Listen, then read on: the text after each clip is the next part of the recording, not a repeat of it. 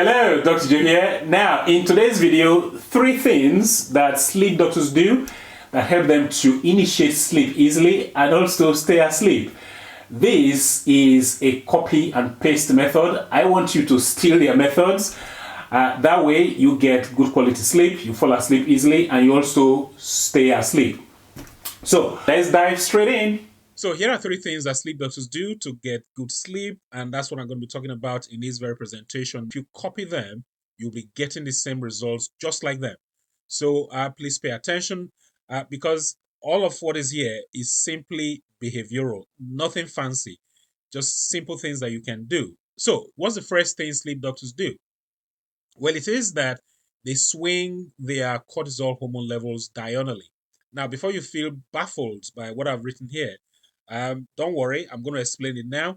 How do you swing your cortisol hormone levels? Well, here is how. What they do is they increase their cortisol hormone levels in the morning. That's what sleep doctors do. They increase their cortisol hormone levels in the morning.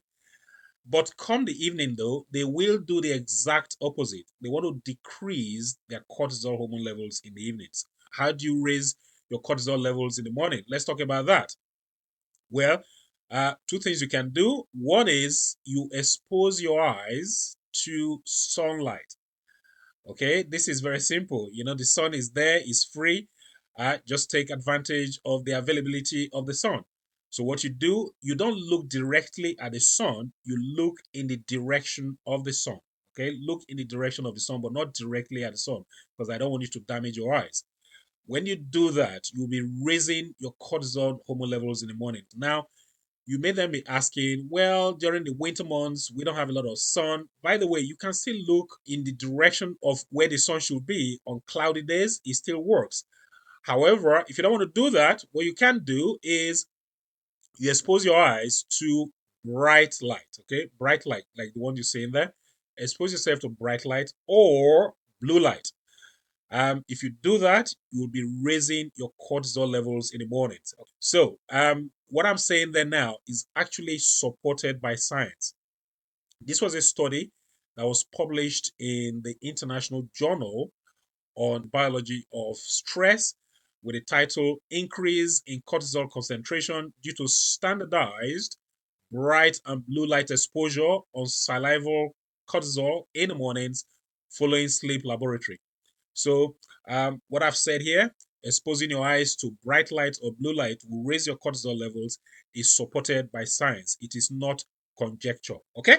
Now, here's the other thing about cortisol, because cortisol does get a bad rap all of the time, maybe for good reason. However, cortisol is not a bad guy all the way. It does have some benefits for us. For instance, when you raise your cortisol levels in the morning, you improve your focus throughout the day. Okay, cortisol helps to focus throughout the day. The other thing cortisol does in the mornings, if you raise the level, is that it will keep you alert. Okay, in fact, one of the ways that caffeine in your coffee or caffeinated tea works is that the caffeine stimulates the release of cortisol from the adrenal glands. So, when you increase your cortisol levels, you increase your alertness. The third thing cortisol does is that it actually improves your mood. So, raising your cortisol levels in the morning is not necessarily a bad thing. It does help you biologically speaking as well. Now, let's talk about the opposite. So we've raised our cortisol levels in the morning. What should we do in the evenings to decrease our cortisol levels? Well, one tip is that you buy yourself dim red light bulbs. Okay, that's what the sleep doctors do. They have dim red light bulbs in their houses. If they don't have dim red light bulbs, they will get themselves incandescent light bulbs, like the one you see in there on the left. Okay, incandescent light bulbs, they also work. Either of those, when you do that, if you expose yourself to either dim red light bulbs or incandescent light, you reduce your cortisol levels in the evenings. You want to do that in the evenings. And along with that, you want to avoid bright light in the evenings. Because when you expose yourself to bright light in the evenings, you'll be telling your pineal gland to stop the production of melatonin, okay? Because bright light inhibits the production of melatonin in the pineal gland. So you don't want that. Is the reason you want dim lights in the form of either dim red light bulbs or incandescent light bulbs. And what is the second thing that sleep doctors do to help them initiate sleep and also stay asleep? The second thing sleep doctors do is they engage themselves in moderate intensity exercise during the day. Okay, and this is very easy for you to copy. Remember, we're trying to copy what they do for us to get good sleep. So why bother with exercise during the day? Well, it's because exercise raises your core body temperature. When your core body temperature rises as a result of exercise, it doesn't remain high forever, it will come down. And when it comes down, that cooling down effect does facilitate good sleep.